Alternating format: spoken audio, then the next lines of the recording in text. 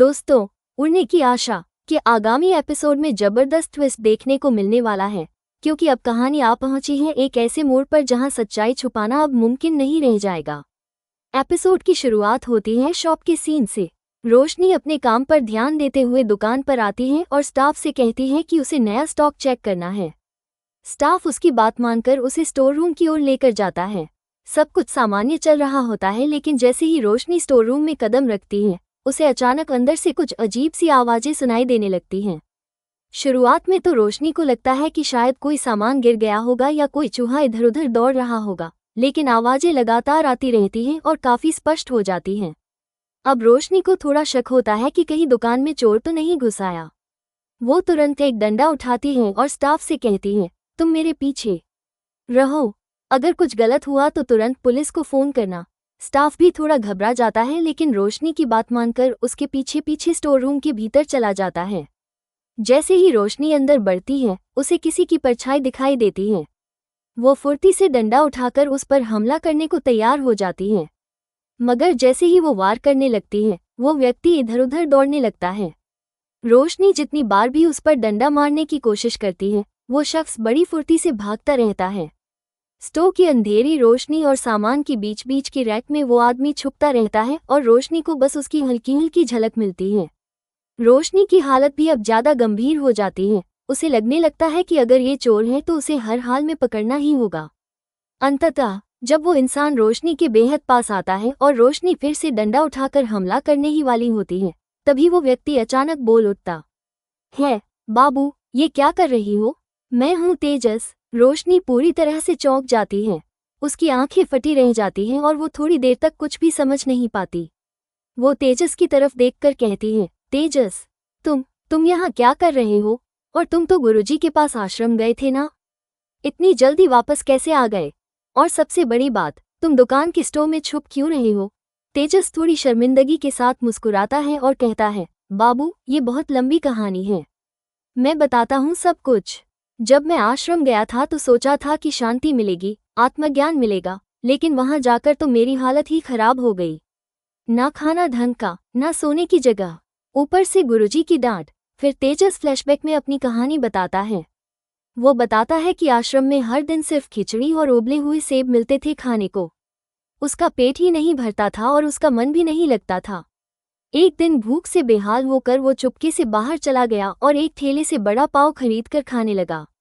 तभी गुरुजी ने उसे रंगे हाथों पकड़ लिया और गुस्से में बोले, तू तपस्या करने आया है या खाने की दुकान?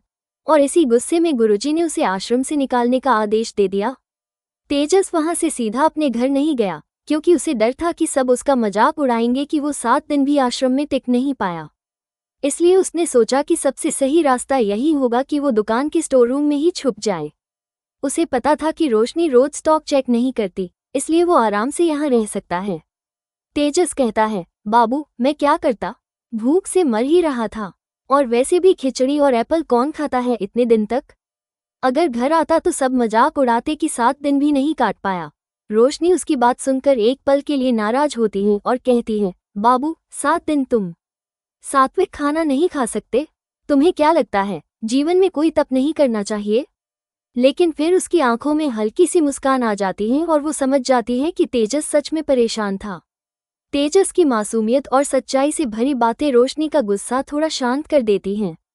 इसी दौरान दुकान का स्टाफ थोड़ा हैरान होकर पूछता है कि क्या सब ठीक है? रोशनी कहती है, हाँ, सब ठीक है, चोर नहीं निकला, बल्कि कोई और निकला। और हल्की सी मुस्कान के साथ तेजस की तरफ देखती है। स्टाफ भी कुछ नहीं समझ पाता, लेकिन माहौल अब हल्का हो चुका होता है। रोशनी की दुकान के स्टोर रूम में तेजस के अचानक मिलने के बाद सारा माहौल हल्का फुल्का हो गया था। हालांकि रोशनी ने उसे डांटा था कि वो इतनी बड़ी दुकान में बिना बताए क्यों छुपा हुआ था, लेकिन जब तेजस ने भूख और शर्मिंदगी की वजह बताई तो रोशनी का गुस्सा भी कम हो गया। मगर अभी बात यही खत्म नहीं हुई थी। रोशनी जैसे ही स्टोर के भीतर थोड़ा और बढ़ी, उसे एक कोने में कुछ गड़बड़ नजर आई। वहीं तेजस फिर से थोड़ा घबरा गया और वो खुद जाकर एक बड़े बॉक्स के पीछे छुप गया। वो डरते हुए रोशनी की ओर झांकता है और धीरे से कहता है, पर बाबू, उस लेटर का क्या करेंगे? वो लेटर तो फिर से आने वाला है, तब मुझे कौन बचाएगा? रोशनी उसकी बात सुनकर थोड़ा रुकती है, क्योंकि उसे एहसास होता है कि तेजस केवल मजाक में नहीं बल्कि सच में अंदर से डरा हुआ है। तेजस की आंखों में डर साफ छलक रहा होता है। रोशनी थोड़ा गुस्से में लेकिन नरमी के साथ कहती है, तेजस, मैंने कितनी बार तुझसे कहा है कि ये कोई प्रैंक कर रहा है, कोई तेरे साथ मजाक कर रहा है। तू इतनी आसानी से डर क्यों जाता है? लेकिन तेजस अपनी बात पर अड़ा रहता है। वो कहता है, बाबू, तुम नहीं समझती हो, ये लेटर कोई मजाक नहीं है।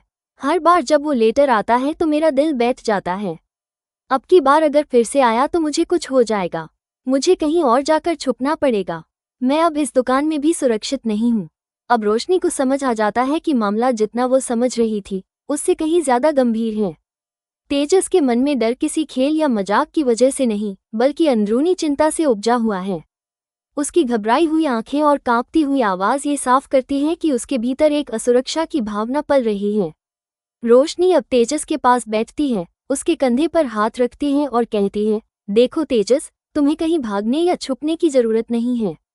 डर से भागने से डर और बढ़ता है, बल्कि तुम्हें उसका सामना करना होगा। तेजस थोड़ा नाराज होकर कहता है, बाबू, ये बातें फिल्मों में अच्छी लगती हैं। असल जिंदगी में जब दिल डर के मारे धड़कना बंद करने लगे तो कुछ भी सही नहीं लगता। अब रोशनी थोड़ी सख्ती से बोलती है, अगर तू बार बार भागेगा तो ये डर तुझे अंदर से खा जाएगा। और तू जानता है ना, डरने वाले को ही बार बार निशाना बनाया जाता है। इसलिए अब कोई भागना नहीं है, अब हम खेल को पलटेंगे। तेजस हैरान होकर उसकी तरफ देखता है और पूछता है, मतलब? रोशनी मुस्कुराकर जवाब देती है, मतलब मेरे पास एक प्लान है। हम उसे पकड़ेंगे जो तुझे ये लेटर भेज रहा है, जो भी ये सब कर रहा है। हम उसे बेनकाब करेंगे और तेरे डर का हमेशा के लिए अंत करेंगे। तेजस थोड़ी राहत की सांस लेते हुए कहता है, सच में बाबू? पर कैसे? अब रोशनी उसे अपनी योजना समझाने लगती है। वो कहती है कि अगली बार जैसे ही कोई लेटर आए वो उसे फाड़ेगा नहीं छुपाएगा, बल्कि उसे मेरे पास लेकर आएगा। हम उस लेटर पर किसी का फिंगरप्रिंट निकलवा सकते हैं या फिर सीसीटीवी फुटेज चेक करेंगे। तेजस थोड़ी देर सोचता है और कहता है, पर बाबू, अगर उसने चेहरा ढककर लेटर डाला तो? रोशनी जवाब देती है, तो हम टाइम का हिसाब रखेंगे। हम उस टाइम शॉप के बाहर कोई बैठा देंगे जो हर आने जाने वाले पर नजर रखेगा। हम इसे हल्के में नहीं लेंगे तेजस, लेकिन डरकर भागेंगे भी नहीं। तेजस अब थोड़ा हिम्मत पकड़ने लगता है। उसके चेहरे पर हल्की सी उम्मीद नजर आती है। वो कहता है, ठीक है बाबू, इस बार मैं डरूंगा नहीं, तुम्हारे साथ हूँ। रोशनी मुस्कुराती है और कहती है, यही तो मैं चाहती थी। मेरा तेजस कोई कमजोर नहीं है, बस तुझे खुद पर भरोसा करने की जरूरत है। फिर दोनों स्टोर रूम से बाहर आते हैं। स्टाफ अभी भी थोड़ा हैरान रहता है लेकिन रोशनी कहती है कि सब ठीक है। तेजस कुछ दिन यहीं रहेगा क्योंकि वो कुछ काम में मेरी मदद करेगा। तेजस अब बाहर आता है लेकिन उसका ध्यान अब भी उस लेटर की तरफ लगा हुआ है। वो बार बार इधर उधर देखता है जैसे उसे शक है कि कोई उसकी निगरानी कर रहा है। मगर अब वो अकेला नहीं है, उसके साथ रोशनी है, और शायद यही बात उसे पहले से थोड़ा मजबूत बनाती है। अब कहानी एक ऐसे मोड़ पर पहुंच चुकी है जहां तेजस को अब छुपने की नहीं, लड़ने की जरूरत है।